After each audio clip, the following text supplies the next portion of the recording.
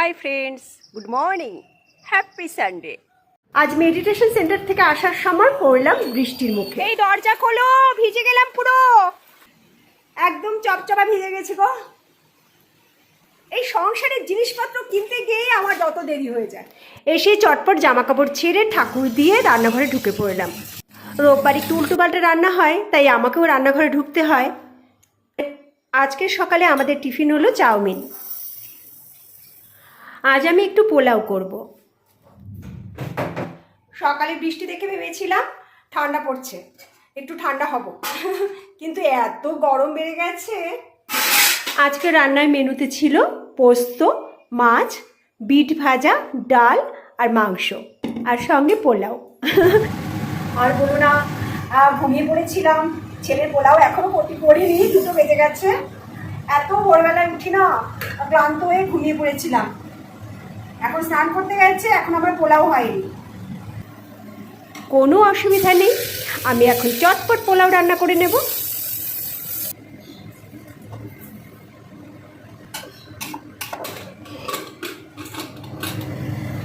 আমি প্রেশারে পোলাও খুব ভালো করতে পারি, এটা আমার এক বান্ধবী শিখিয়েছে। স্নান করতে গেলে চটজল দিয়ে পোলাও হয়ে যাবে। এই দেখো, মাত্র 10 মিনিটের মধ্যে আমার পোলাও রেডি। এখন আমরা লাঞ্চে বসবো। আজ তো মন ভরার দিন, পেট কম, পেটও ভরছে বিশাল আর মনও ভরবে বিশাল। আমি পোলাও অনেক জায়গায় ট্রাই করেছি, পুরীতে গিয়ে খেয়েছি, বিভিন্ন লোকজনের বাড়ি, সব জায়গায় পোলাও খেয়েছি, বাট তোমার পোলাওটা জাস্ট অদ্ভুত, বেস্ট, খুব ভালো। স্টুডেন্টদের বলতো না যে বুদ্ধি আছে, পারে কিন্তু পড়াশোনা করে না, ওরকম পারে, করে কম। এই, তোকে মাঝে মাঝে করে খাওয়াই। ওটা তো আপনাদের লাইক পুরোনোর জন্য। ও, আমি যদি ব্লগ না করি তাহলে তোকে খাওয়াই না এগুলো? লোক আসলে তাহলে আমি এত সুন্দর করলাম কি করে?